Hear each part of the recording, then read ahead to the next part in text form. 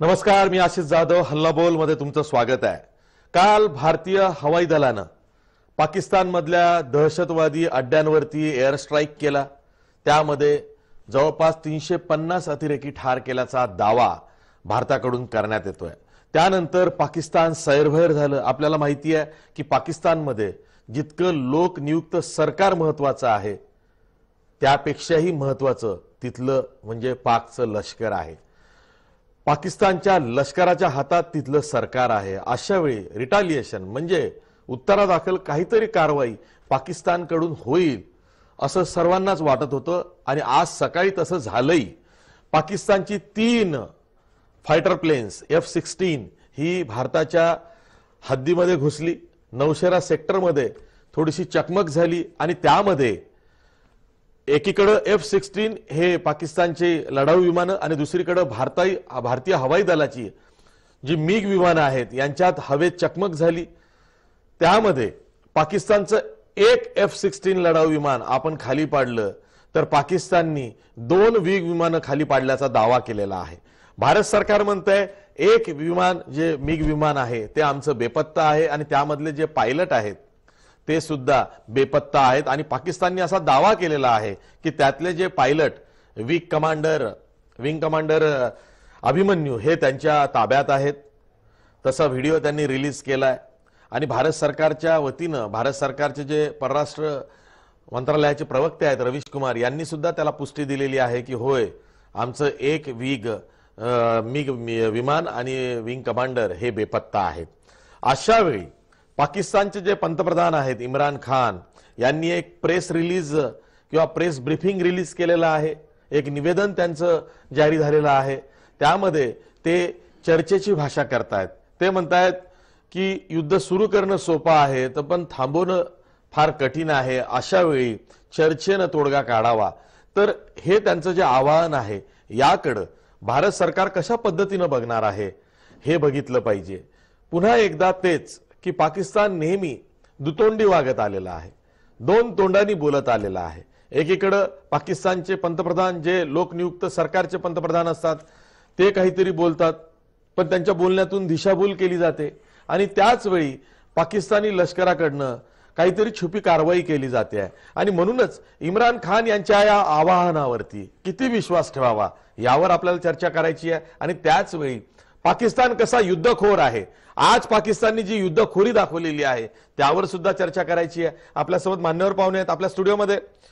Corporate तज्ञ विश्वास उडगी आहे ज्यांचा आंतरराष्ट्रीय संबंधांचा सुद्धा अभ्यास आहे। त्याचबरोबर आपल्यासोबत जय महाराष्ट्र न्यूजचे इनपुट हेड विनोद राऊत सुद्धा आहेत। याशिवाय आपल्यासोबत काँग्रेसचे नेते प्रवक्ते भाई जगताप आहेत। आपल्यासोबत निवृत्त वायुसेना अधिकारी एअर मार्शल प्रशांत खांडेकर सुद्धा बंगळुरूवरून आहेत आणि कालपासून आम्ही प्रशांत खांडेकरांशी चर्चा करतो आहोत। त्यांच्याकडनं जे इनपुट्स मिळतात त्यातून खरंच भारताचं जे हवाई दल आहे हे किती सक्षम आहे आणि कालचा जो एअर स्ट्राईक आहे त्याची किती धडकी पाकिस्तानच्या उरात भरली गेली असेल हे त्यांच्या विवेचनातून वेळोवेळी आम्हाला त्याचा प्रत्यय आलेला आहे। ते सुद्धा आपल्या सोबत आहेत। तसंच आपल्या सोबत भाजपच्या ज्येष्ठ प्रवक्त्या डॉक्टर कांता नलावडे सुद्धा आहेत। मी सुरुवातीला पुन्हा एकदा एअर मार्शल निवृत्त वायुसेना अधिकारी प्रशांत खांडेकर यांच्याकडे जातोय। प्रशांत खांडेकर, मला वारंवार हा प्रश्न तुम्हाला विचारावासा वाटतोय आणि मी वारंवार विचारेनही। ते यासाठी की आमच्यासारखे जे लेमॅन आहेत, जे भारतीय आहेत, ज्यांना राष्ट्राभिमान आहे, देशभक्ती त्यांच्या ठाई ठामपणे भरलेली आहे, त्यांना असं वाटतं की काल जो करारा जवाब भारतानं दिलेला आहे, आपण दहशतवादाविरोधातला लढा लढतो आहोत आणि म्हणूनच आपण जैश ए मोहम्मदची जी ट्रेनिंग कॅम्प्स आहेत ते उद्ध्वस्त केलेली आहेत।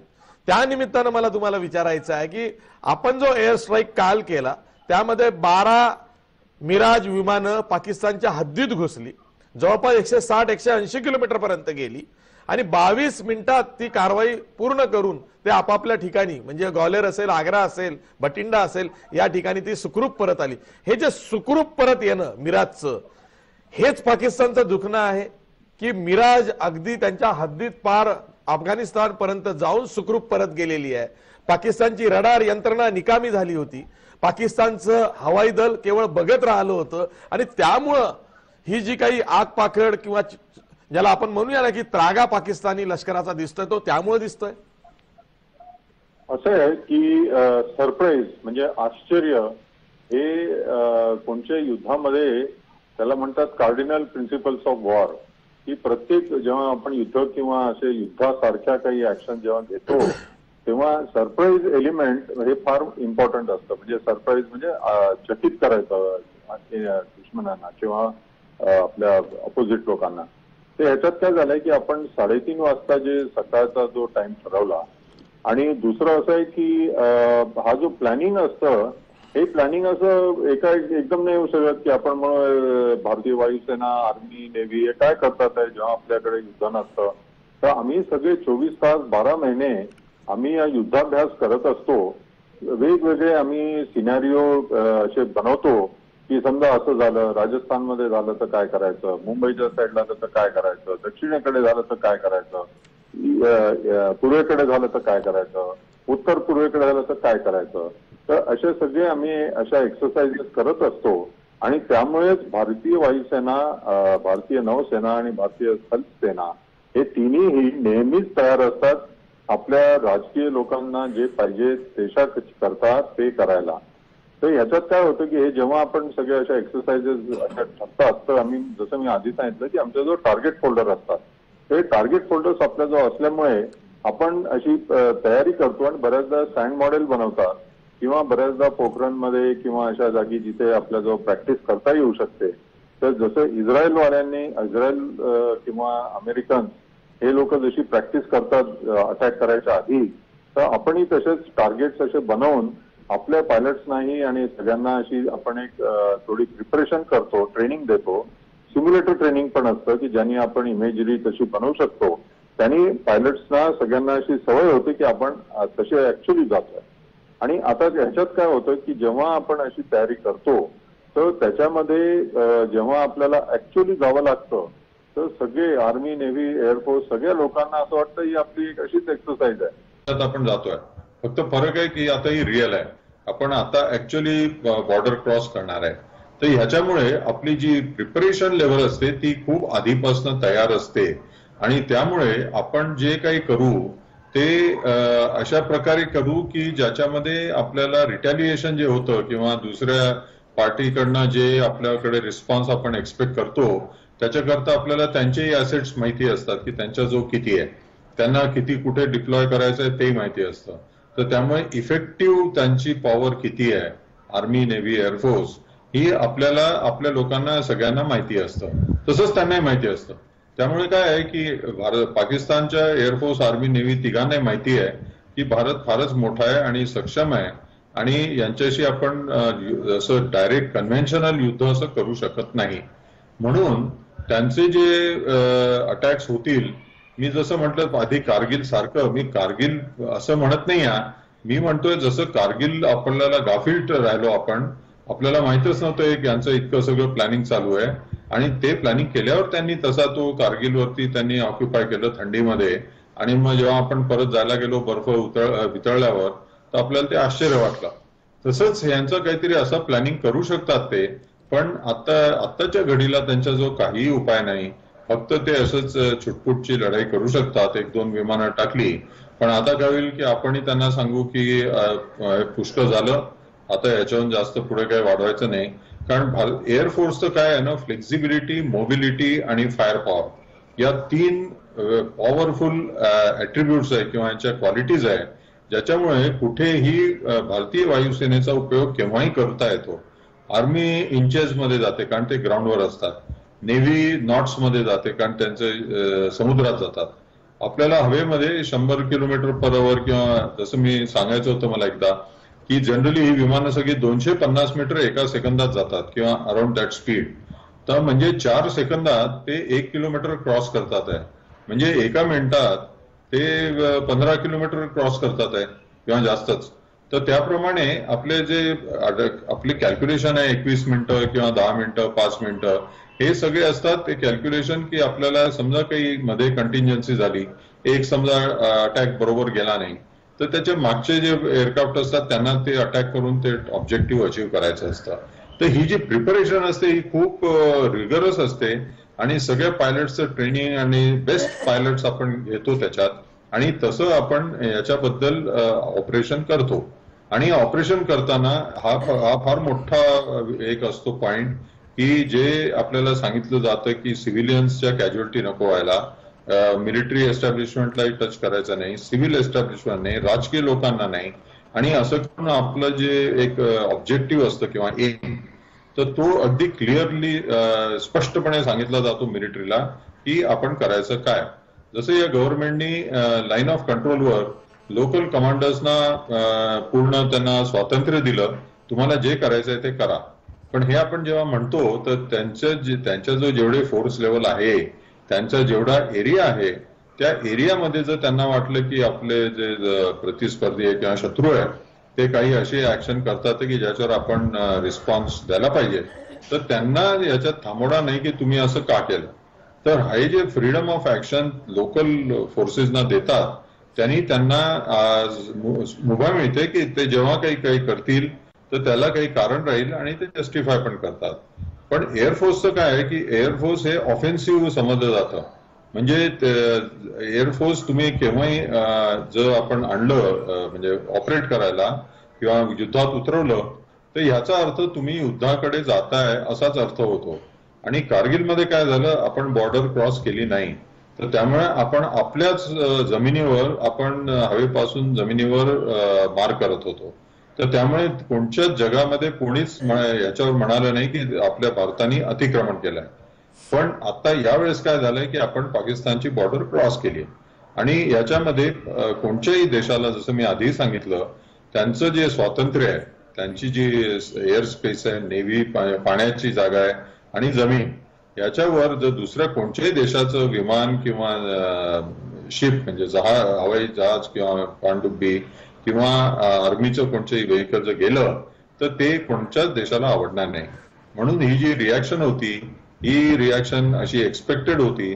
आणि आपली जी विमानं शूट डाऊन झाली असं जे पाकिस्तान म्हणतंय किंवा आपलं एक विमान मिसिंग आहे आणि आपला एक पायलट मिसिंग आहे जे आपल्या मिनिस्ट्री ऑफ एक्सटर्नल अफेअर्सनी सांगितलं, आता ते खरं आहे. आणि जेव्हा गव्हर्नमेंट आपलं ऍक्सेप्ट करेल, जर त्यांचा जो पायलट आहे तर जनरली त्यांनी टीव्हीवर आणायला पाहिजे होता की हा तुमचा पायलट आहे आणि हा आमच्याजवळ आहे असं. कारण जर तुम्ही असं म्हटलं की आहे तर त्याला तुम्हाला पुरावा दाखवा लागतो. आता 300 ते 400 लोकांना मारलं याचं कारण काय आहे की आपल्याला इंटेलिजन्स रिपोर्ट्स खूप मिळत होते. मी आधी सांगितलं की असे टेररिस्ट आउटफिट बद्दल हे इंटेलिजन्स रिपोर्ट सगळ्यांना आपण शेअर करतो, भारत, अमेरिका, रशिया, चायना, सगळेच. कारण हे टेररिझम कुणालाच नको, अतिरेकीपणा. तर त्यांनी काय होतं की बऱ्याचदा हे नंबर जे असतात ते, आणि आपले जो सॅटेलाइट चांगले आहेत, मिलिटरी सॅटेलाइट्स आता लॉन्च झाले आहे आणि ड्रोन्स आहेत आणि आपले विमानही असतात जे त्यांच्यात असे काही सिस्टीम असतात की ज्यात कॅमेरे तिरपे करून आपण जरी आपल्या बॉर्डरमध्ये आहे तरी आपल्या पाकिस्तानच्या एरियामधली आपण फोटोग्राफी करू शकतो. असं सगळ्या देशांजवळ असतात अशा टाईपचे कॅमेरे. तर आपण त्यांची जी इन्फॉर्मेशन माहिती गोळा करत गेलो तर त्याच्यात आपल्याला कळलं की हे एवढे लोक आहेत अतिरेकी अराउंड. म्हणजे आता नंबर एक्झॅक्ट करणार नाही कारण काही लोकांना मेडिकल एड मिळेल, काही लोक वाचतील, काही लोकांना तेवढा हे नाही होणार. पण हा जो अंदाज होता की एवढे लोक आहेत आणि इतके त्यांचे ते साईट्स आहेत, तर त्याच्यामध्ये हा अंदाज होता की एवढे लोक त्यात होते. आणि आपण प्रिएम्प्टिव्ह आणि नॉन मिलिटरी असा उपयोग केला शब्दाचा आहे, पहिल्यांदा झाला असा शब्दाचा उपयोग. प्रिएम्प्टिव्ह म्हणजे आपण हे माहिती आपल्याला की जर आपण असं केलं नाही तर आपल्या प्रतिस्पर्धी किंवा शत्रू आहे ते आपल्यावर फार मोठ्या प्रमाणात काहीतरी ऍक्शन घेतील. आणि नॉन मिलिटरी कारण आपण त्यांचं कोणतंच मिलिटरी टार्गेट घेतलं नव्हतं. आपलं टार्गेट होतं जैश ए मोहम्मदचे राहण्याचे जागा आणि ट्रेनिंग कॅम्प. आणि असं एक कोणत्या याच्यावरही सांगण्यात आलं की आपलं त्यांचे जे लॉन्चिंग पॅड्स होते ते त्यांनी व्हेकेट करून टाकले होते, तिथे कोणीच नव्हतं.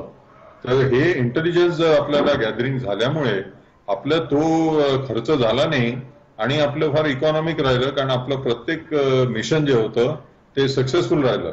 समजा आपण त्यांचे जे लॉन्चिंग पॅड्स आहेत ज्याची पण आपल्याला माहिती असते आणि त्याचे पण लॅटिट्यूड, लॉन्जिट्यूड आणि सगळं, तुम्ही भूगोलचे तर तुम्हाला जास्त कळेल.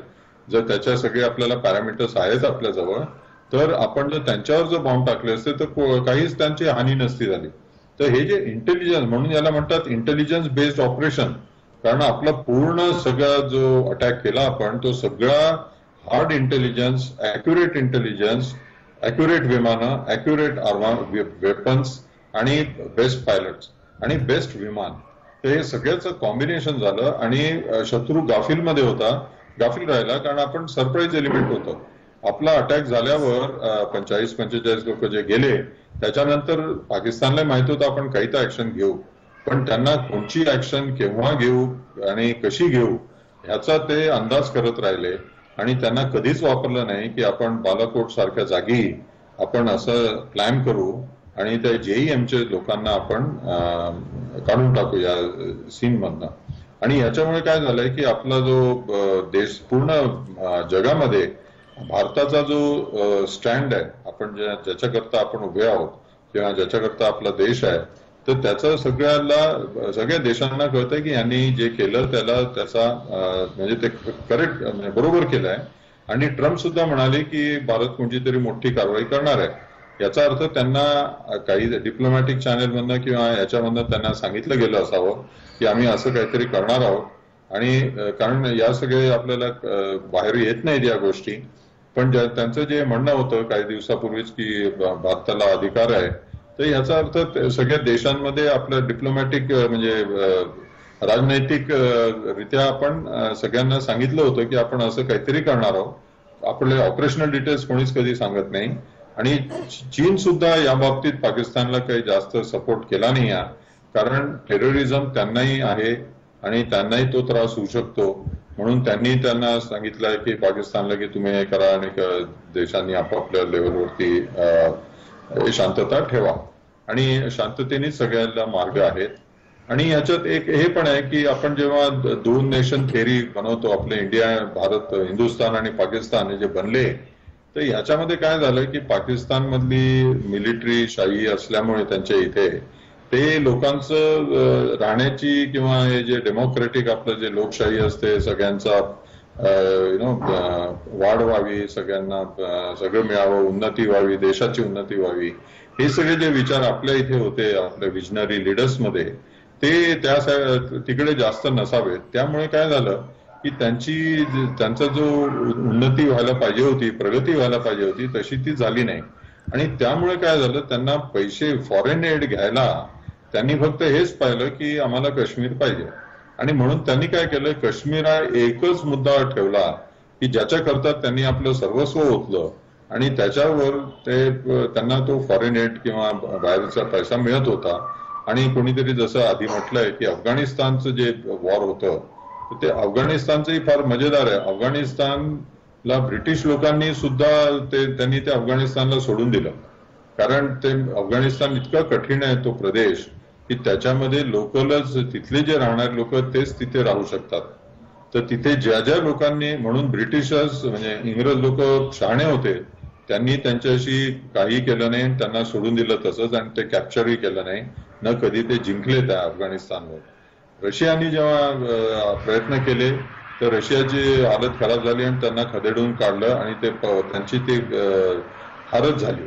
अमेरिका गेली तर अमेरिकेला सुद्धा अफगाणिस्तानमधनं कसं बाहेर निघायचा हा प्रॉब्लेम झाला होता. आणि आता आपल्याला माहितीच आहे की सध्या राजकीय स्थिती कशी आहे.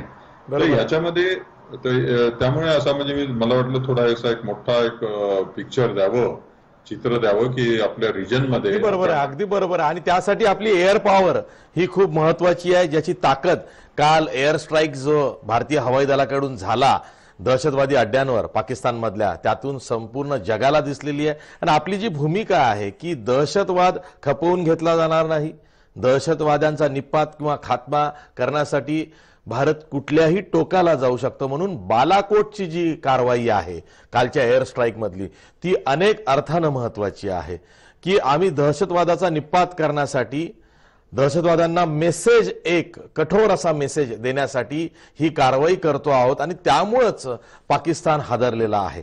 आपण एक ब्रेक घेणार आहोत आणि ब्रेक नंतर पाकिस्तानचे पंतप्रधान इम्रान खान असतील किंवा भारताच्या परराष्ट्र मंत्रालयाचे प्रवक्ते रवीश कुमार यांचं निवेदन असेल, तसंच अरुण जेटली सुद्धा भारताचे अर्थमंत्री यापूर्वी असं म्हणाले की एनिथिंग इज पॉसिबल, आणि त्यानंतरच कदाचित इम्रान खान यांचं हे स्टेटमेंट आलेलं आहे आणि त्यात ते तडजोडीची भाषा करतायत. याचा अर्थ आपल्याला एक एक करून उलगडायचा आहे. पण आधी एक ब्रेक घेऊया आणि ब्रेक नंतर पुन्हा आपण ही चर्चा कंटिन्यू ठेवूया.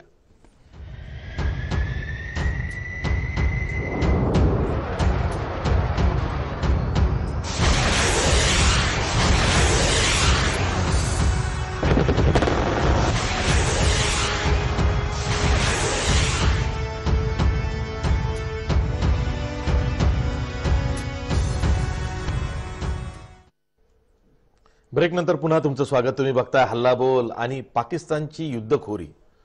पण पाकिस्तान दोन तोंडांनी बोलतं याचा प्रत्यय नेहमी येतो. पाकिस्तानचं जे लोकनियुक्त सरकार आहे ते कधी कधीच अस्तित्वात येतं, आल्यानंतर युद्धाची भाषा करतं, पण त्याच्या लपून पाकिस्तानी लष्करच खऱ्या अर्थानं कारवाया करतं.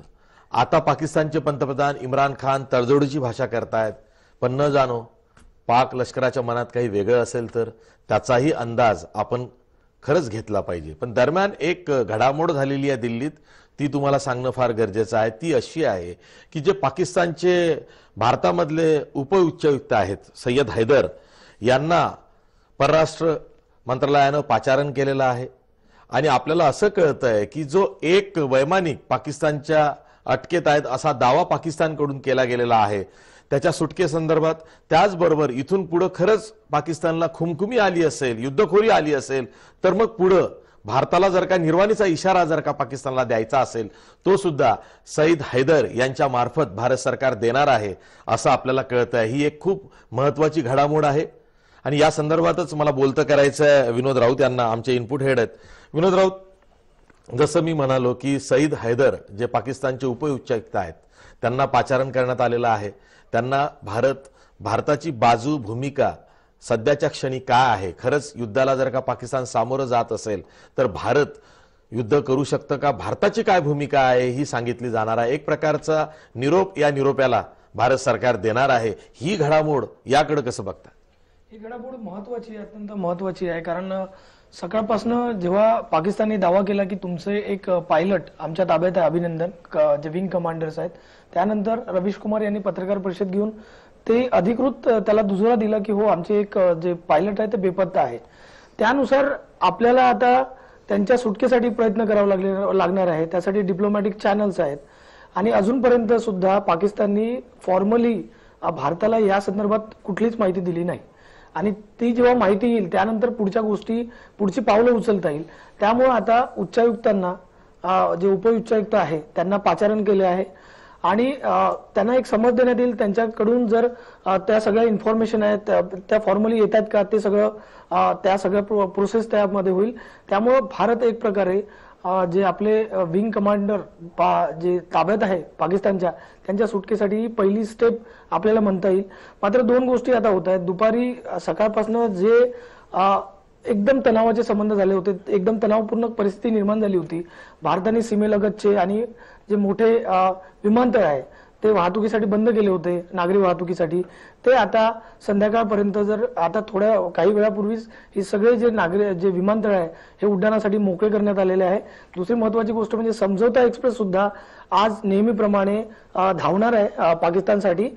तिथे पण समझौता एक्सप्रेस, यातच थोडंसं ऍड करतोय, समझौता एक्सप्रेस ती शेड्यूल्ड वेळेतच ती धावणार आहे. पण दरम्यान सुरेश प्रभू यांचं ट्विट आलेलं आहे की नागरी उड्डाणं जी आम्ही थांबवली होती ती आता हळूहळू करून आम्ही त्यात रिलॅक्सेशन आणतो आहोत आणि जे ज्याला म्हणून विड्रॉल ऑफ हे त्याचं जे सँक्शन्स आहेत ते आम्ही काढतो आहोत, जेणेकरून जी 8 विमानतळं होती तिथे जिथे नागरी उड्डाणं थांबवली होती तिथून आता उड्डाणं सुरळीत होऊ शकतील. त्यामुळे ही एक खूप जमेची बाजू आहे विनोद, बरोबर?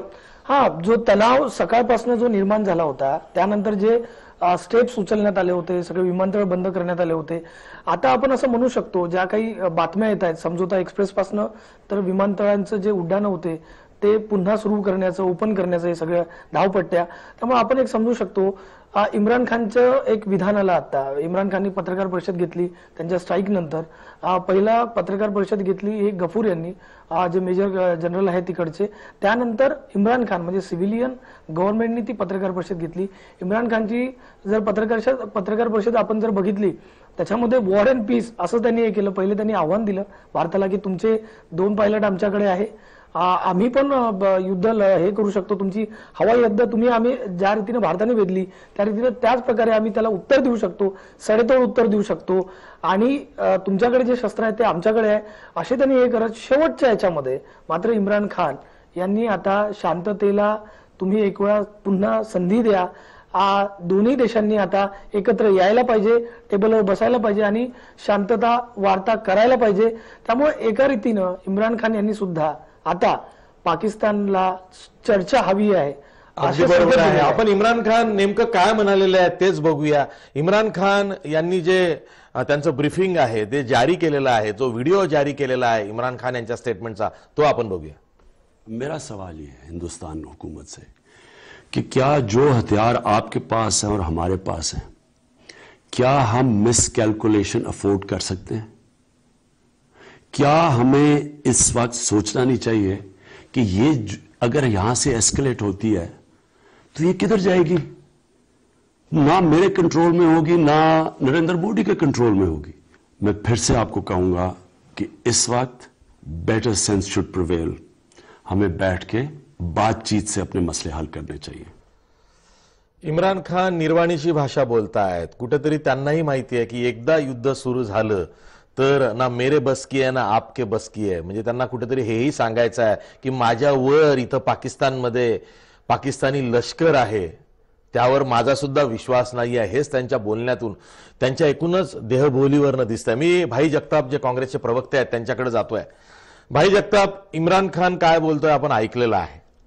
जसं आपण आधीपासून सांगतो आहोत की इम्रान खानलाही हे माहिती आहे की युद्ध सुरू करणं म्हणजे पाकिस्तानी लष्कराच्या हातात सगळं काही देणं, आणि पाकिस्तानमध्ये जे लोकनियुक्त सरकार इम्रान खानच्या माध्यमातून आलंय ते सगळं बाजूला राहणं, आणि एकदा युद्ध सुरू झालं तर पुन्हा दोन्ही देशांना या क्षणी ते युद्ध खरंच परवडणारं आहे का हेच ते सांगू पाहत आहेत. पण आता विरोधी पक्षांनी सुद्धा एक जॉईंट स्टेटमेंट रिलीज केलेलं आहे ज्यामध्ये असं म्हटलेलं आहे की जो इंडियन एअरफोर्सचा एक पायलट मिसिंग आहे आणि पाकिस्तान म्हणतोय त्यांच्या ताब्यात आहे, तो सुखरूप आला पाहिजे अशी एक त्यामध्ये मागणी दिसते आहे. आणि त्यात राहुल गांधींचं सुद्धा ट्विट आहे. ते म्हणतात सॉरी टू हिअर की आपला एक पायलट मिसिंग आहे, त्यामुळं खरंच युद्ध हे परवडणारं नाहीये आणि या क्षणाला तर नाहीये याची कल्पना हळूहळू सगळ्यांना येते.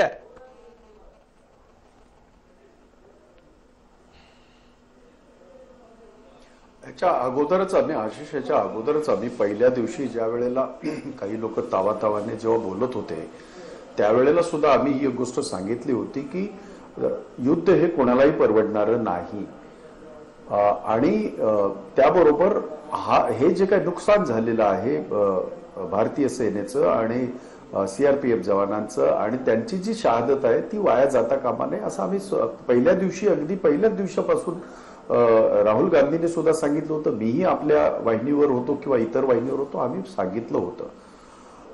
आता त्याच्यामध्ये एक गोष्ट आणखीन आपल्याला सांगावीशी वाटेल ती अशी की आज जे राहुल गांधी म्हणाले, आज काँग्रेसच्या ऑफिशियल याच्यामधून एक ट्विट आणखीन आहे 1-2 तासापूर्वीचं, जे फक्त माहिती देतो आपल्याला. आणि त्याच्यामध्ये आम्ही असं म्हटलेलं आहे की अफवांवर विश्वास ठेवू नका.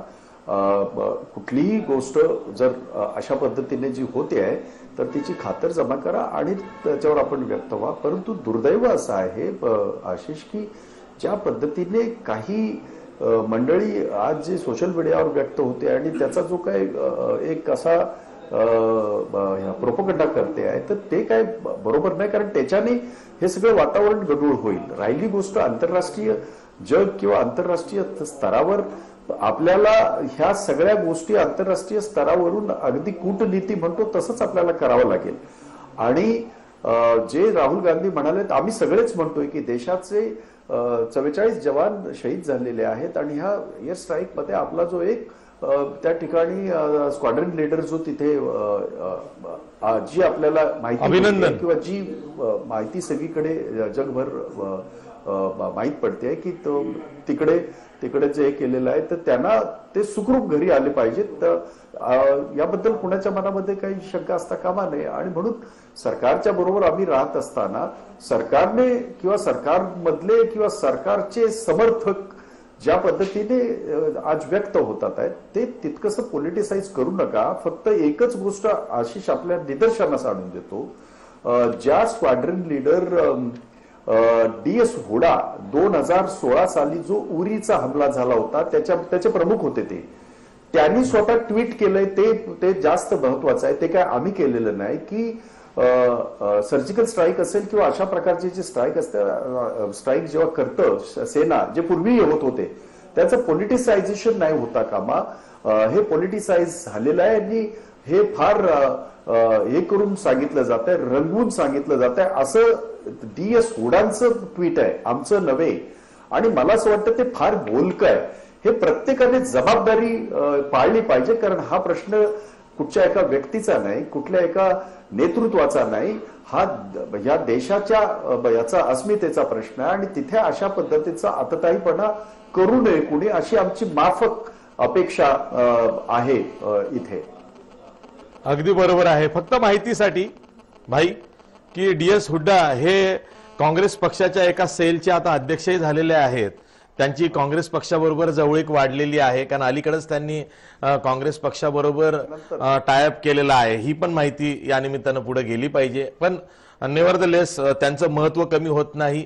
जो आपण उरी हल्ल्यानंतर सर्जिकल स्ट्राईक केला ते प्रमुख होते. आशिष आशिष आशिष आशिष आशिष आशिष आशिष आशिष हो आशिष.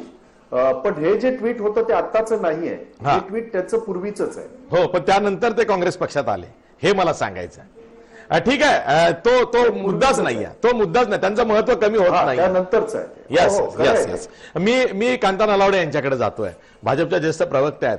कांताताई, बघा सगळ्या गोष्टींना ह्या परसेप्शन वरती असतात आणि जेव्हा युद्धजन्य परिस्थिती होते तेव्हा प्रत्येकाला हा अधिकार आहे की आपलं मत मांडण्याचा. त्याचबरोबर परसेप्शन कशा पद्धतीनं कशा वळू शकतं याचं एक फक्त उदाहरण देतो. बघा, आपण सगळे देशाभिमानी आहोत, प्रत्येक जण देशभक्त आहे, प्रत्येक जण हा भारतीय आहे, प्रत्येक जण हा राष्ट्राभिमानी आहे, प्रत्येकाला आपल्या देशाचा अभिमान आहे, भारतीय म्हणून स्वाभिमान आहे. काल आपण एअर स्ट्राईक केला त्यानंतर पंतप्रधान नरेंद्र मोदींचं जे चुरू इथल्या सभेमध्ये भाषण झालं तिथं ते ज्या पद्धतीनं बोलले, कदाचित असेच ऑप्टिक्स तयार होतात आणि त्यातून पाकिस्तानमध्ये सुद्धा जनभावना वाढीस लागली की भारताला तुम्ही उत्तर द्या. आणि तो जनमताचा रेटा पाकिस्तान सरकारावर किंवा पाकिस्तान लष्करावरती आला असेल आणि म्हणून मग आज पाकिस्ताननी आपल्याला हवाई प्रत्युत्तर दिलं. त्यांचे F-16 3 विमानं हे भारतीय हद्दीत आले, त्यातलं एक मिग विमान त्यांनी आपलं पाडलं. आणि आता एका पायलटला ज्याचं नाव अभिनंदन आहे, स्क्वॉड्रन लीडर अभिनंदन, याला अटक केलं असा दावा ते करतायत. हे बघा, आपण 200 ते 300 अतिरेकी ठार केल्याचा दावा करतोय, पाकिस्तान ते मान्य करत नाहीये. पाकिस्तान म्हणतंय भारताचे मिराज विमानं ही आली आणि कुठेतरी इतरत्र असे पेलोड्स टाकून किंवा बॉम्ब्स टाकून निघून गेली, ते कॅज्युअलिटी झाली किंवा जीवितहानी झाली हे नाकारतायत.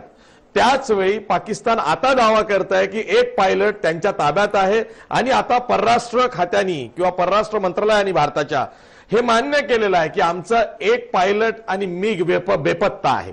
आता ऑप्टिक काय तयार झालंय की आपला एक पायलट पाकिस्तानच्या ताब्यात आहे. विरोधक मागणी काय करतात, 21 राजकीय पक्षांनी जॉईंट स्टेटमेंट रिलीज केलेलं आहे. त्यांचं म्हणणं आहे की जो पायलट आता पाकिस्तानच्या ताब्यात गेलेला आहे त्याला सुखरूप परत आणा. आता हे जे ऑप्टिक तयार झालेलं आहे आणि म्हणून मग अशा युद्धजन्य परिस्थितीमध्ये जे राजकारण येतं त्याला सगळ्यांना सामोरं जावं लागतं. आणि म्हणून युद्धजन्य परिस्थितीमध्ये राजकारण बाजूला ठेवून राष्ट्राभिमानी राहून राष्ट्र फर्स्ट, देश आधी अशी कृती सामंजस्यानं करावी लागते. सगळं काही आपल्या लष्कराच्या हाती देऊन ती करावी लागते. जे पॉलिटिकल माउथपीस आहेत त्यांना शांत ठेवावं लागतं.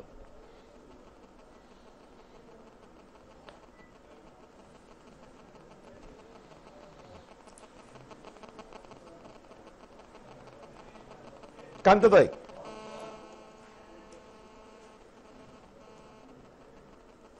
डॉक्टर कांताराव नावाडे बोला. आशिषजी, तुम्ही जे असं म्हणताय की चुरू इथे जे पंतप्रधानांचं भाषण, चुरू येथे जे पंतप्रधान नरेंद्र मोदींचं भाषण झालं आणि त्यांच्या त्या वक्तव्यावरून म्हणजे पाकिस्तानने अशा पद्धतीने म्हणजे प्रत्युत्तर दिलं असा तुमचा रोष आहे, नंबर 1. नंबर 2, भाई जगताप जे बोलले की काही प्रवक्ते किंवा काही सरकारी किंवा त्या पक्षाचे लोक की अशा प्रकारची वक्तव्य करतात. मला तरी आठवत नाही, मी सुद्धा कालपासून चॅनलवर आहे, आम्ही असं याचं राजनीती किंवा राजकारण केलेलं नाही.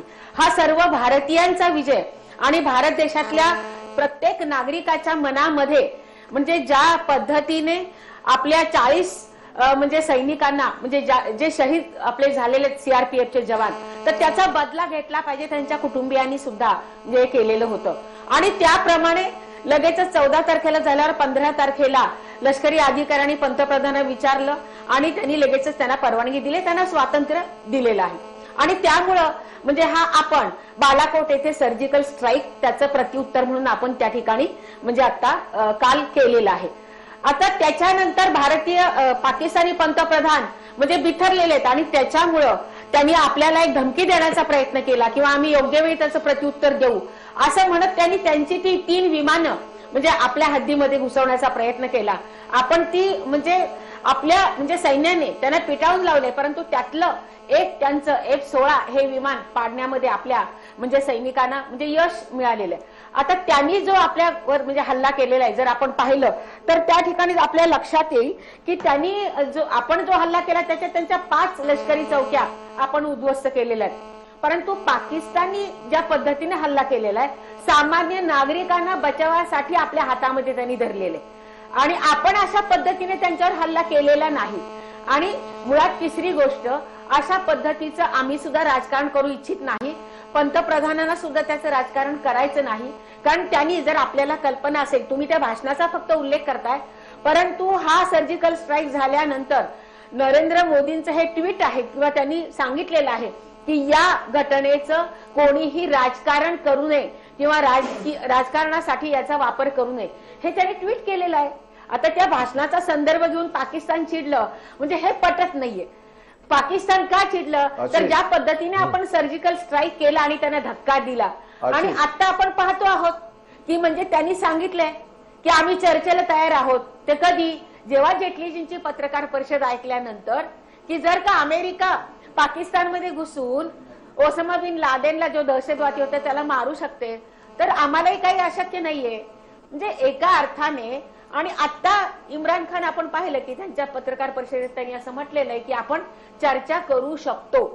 चांगली गोष्ट आहे, चांगली गोष्ट आहे, चांगली गोष्ट आहे. भाई जगताप, तुम्हाला काही आक्षेप आहे? भाई तुम्ही राजकारण तुम्हाला काही आक्षेप आहे? जर का सत्ताधारी पक्ष म्हणून सत्ताधारी अजिबात मानत नाही. हो ताई, मुद्दा लक्षात आला. राजकारण होऊ पण नाही आणि होत असेल तर ते पत्रकार म्हणून आमचं सुद्धा कर्तव्य आहे की सत्ताधारी असो किंवा विरोधक असो त्यांच्या हे लक्षात आणून दिलं पाहिजे की 120 कोटी भारतीय सुद्धा आहेत.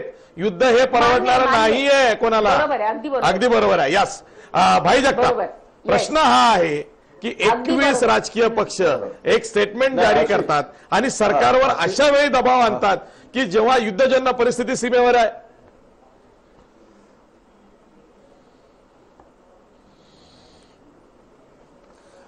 आशिष, मला असं वाटतं की आपण ह्या गोष्टी फक्त कांताताईंच्या माहिती करता सांगतो. तुम्हालाही माहिती आहे कारण मी त्या दिवशी होतो. मी पहिल्याच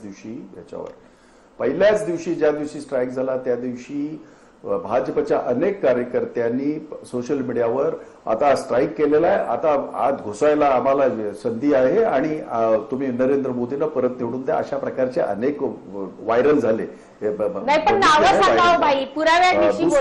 त्याच दिवशी पंतप्रधानांचा उल्लेख इकडे नाही ते नावं ते तुम्ही बघा ते मला नावं नाही माहिती. ते सगळ्यांना पोलिसांना माहिती आहे. मी कशाला सांगायला पाहिजे? पोलिसांना माहिती आहे कारण सायबर याला काढा. जाऊ द्या, कशाला त्या विधान भवनाच्या आरोपामध्ये विधान भवनाच्या आरोपामध्ये त्या पत्रकारांचा जी मीडिया सेंटर आहे तिथे येऊन काल भाजपचे आमदार राज पुरोहित काय बोलले हे एकदा ऐकल्यानंतर दुसऱ्यांदा तो बाईट त्यांचा ऑन एअर टाकायची माझी हिंमत नाही झाली. बाई बोला. ऐका. हा हा नाही खरोखर सांगतो म्हणून आशिष असं आहे म्हणून म्हणतात ताई आपण या वेळेला जबाबदारीने वागूया. याला दाखवा त्याला जे आहे ते आहे. मान्य करत नसाल तर तुमचा प्रश्न, माझा प्रश्न नाही. जो आहे तो आहे. आम्ही पहिल्या दिवसापासून राहुल गांधी जे सरकार करेल त्याच्या मागे आहे. पण सरकारचे प्रमुख म्हणून सरकारच्या यांनी पंतप्रधानांनी तिथून गेल्यावर ज्या वेळेला त्यांची जी सभा झाली त्या सभेमध्ये त्यांनी त्याचा उल्लेख केला. स्वतः सांगतात की ट्विट करून याचं राजकारण करू नये. त्याच्याच दिवशीचे सांगतोय, ज्या दिवशी हे घडलं त्या दिवसाचं सांगतोय. त्याच दिवशी देशाच्या पंतप्रधानांनी स्वतः त्याचा उल्लेख केला जाहीर सभेमध्ये. तरी आम्ही काय बोललो नाही. आता राहिली गोष्ट 21 पक्षांनी जे स्टेटमेंट काढलंय त्याच्यामध्ये आक्षेपार्ह काय आहे बरं आशिष मला सांगा बघू. देशाचा एक स्क्वॉड्रन लीडर पकडला जातो, आपलं हे केलं जातं आणि आपलं हे खातं जे आहे याचं डिफेन्स खातं ते किंवा परराष्ट्र खातं जर मान्य करत असेल की बाबा आपला एक स्क्वॉड्रन लीडर बेपत्ता आहे तर त्याला त्यांनी सोडून आणलं पाहिजे. याच्यामध्ये भावना व्यक्त केल्या. त्याच्यामध्ये कसलं प्रेशर आम्ही करतोय? आम्ही काही केलं नाही. 14 तारखेला स्ट्राईक झाला व आज जवळजवळ 14 नाही. परंतु ज्या पद्धतीने तुमचे सगळे नेते हे जे काय बोलतात आहेत ना त्यांना जरा आवर घाला. आमचं म्हणणं तेवढंच आहे. आणि दुसरं ताई आपल्या माहिती करता पहिली वेळ जे आहे ना ते आपल्याला सांगतो POK त्याला पाक व्याप्त काश्मीर म्हणतात, ज्याला पाक व्याप्त काश्मीर म्हणतात त्या भागामध्ये आतापर्यंत 8 सर्जिकल स्ट्राईक झाले. लक्षात घ्या. हा उरीचा हा पहिला सर्जिकल स्ट्राईक नाही. त्यामुळे आताची ती वेळ नाही त्याच्यावर पिक्चर बघून मला भाई कळत नाहीये. खरं म्हणजे तुम्ही उलट कौतुक करायला पाहिजे भाई. आम्ही त्याचं कधी राजकारण केलं नाही आणि आम्हाला करायचंच नाही.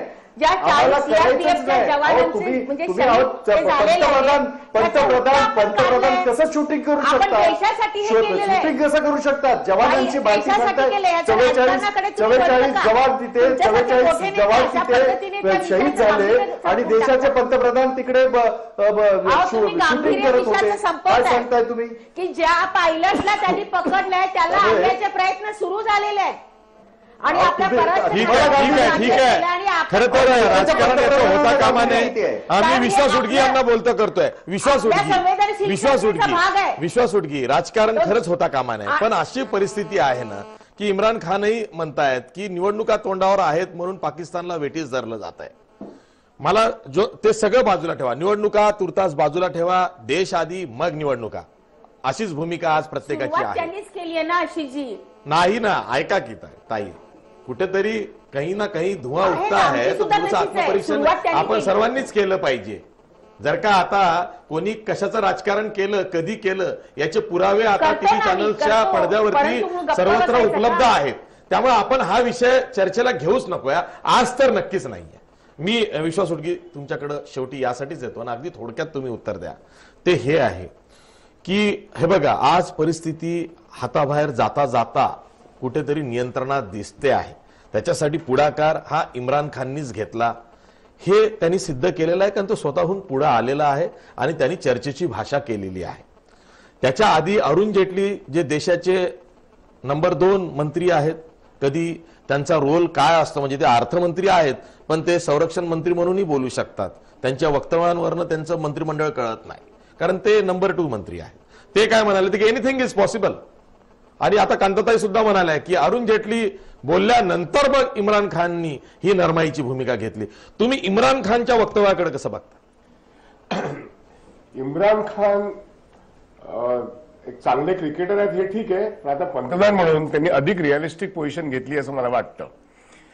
त्यांनी पाकिस्तान आपला शत्रू राष्ट्र आहे पण शत्रू राष्ट्राचा पंतप्रधान आपल्याला फार मोठं आव्हान देऊ शकत नाही हे स्वतः ऍडमिट करतो पहिल्या पत्रकार परिषदेत आणि पहिल्यापासून चर्चेची भूमिका मांडतोय. याच्याकडे सर्वांचंच लक्ष वेधलं गेलं आणि आता तर ते सांगतायत की आपण बसून बोललं पाहिजे. आमच्याकडे जरी 2 पायलट असले तरी सुद्धा चर्चेला आपण आलं पाहिजे. आणि अशा वेळेस अरुण जेटली भारताचे पंतप्रधान आपण पाकिस्तानला कधीही हरवू शकतो. आपण ताकदवान आहोत आणि संपूर्ण विरोधी पक्ष आणि सगळी जनता पंतप्रधानांच्या मागे उभी आहे. असं असताना कुणालाही युद्ध परवडणार नाही हे भान ठेवून चर्चेची सुरुवात केली पाहिजे आणि योग्य वेळी निवडणुका जाहीर करणं ही सुद्धा भारतीय पंतप्रधानांनी भूमिका घेणं आवश्यक आहे. कारण घटनेप्रमाणे अजून 30 किंवा 32 दिवसात हे इलेक्शन जाहीर व्हायला पाहिजे आणि इलेक्शन पूर्वी दोन्हीकडे शांतता आणणं ही दोघांची गरज आहे. युद्ध कोणालाच परवडणार नाही, पण 5 वर्षाची टर्म होता होता निवडणुका होणं हे लोकशाहीला पूरक आहे आणि ती भूमिका युद्ध नको, शांतता हवी. कारण युद्ध कोणाला परवडणार, दोघांच्या अर्थव्यवस्था आज संकटग्रस्त आहेत विविध कारणास्तव. आपण त्याची चर्चा आता करूया नको, पण युद्ध नको, शांतता हवी हे जर शत्रू राष्ट्र म्हणत असेल तर आपण ते नरमलाय, घाबरलाय असं म्हणून आणि आपला एअर स्ट्राईक चांगला झालाय, जनता पंतप्रधानांच्या मागे आहे. आता पंतप्रधानांनी निवडणुका जाहीर करून सर्वांपुढे पुढचं लोकनियुक्त सरकार निर्माण करण्याकरता युद्ध नको, शांतता हवी ही भूमिका घेतली पाहिजे. ठीक आहे, निवडणुका येतील जातील, पण सरकार ही जी प्रक्रिया आहे ही निरंतर चालणारी प्रक्रिया आहे.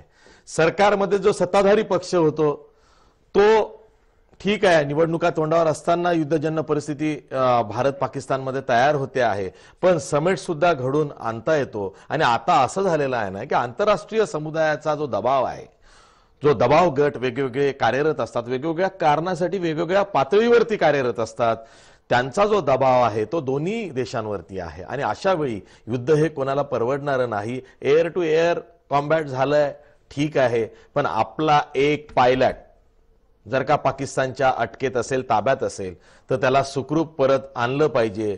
हे जर का 21 राजकीय विरोधी पक्षांना वाटत असेल आणि त्यांनी एक संयुक्त निवेदन सरकारला दिलं असेल तर सरकारनं त्याकडे सुद्धा लक्ष द्यावं अशी सुद्धा मागणी आता देशभरातून होते आहे. त्यामुळे सरकारला अनेक पातळींवरती खरं तर उत्तरं द्यायची आहे. आपण इथेच थांबूया. सर्व मान्यवर पाहुण्यांचे आभार मानतो. पाहत राहा जय महाराष्ट्र न्यूज.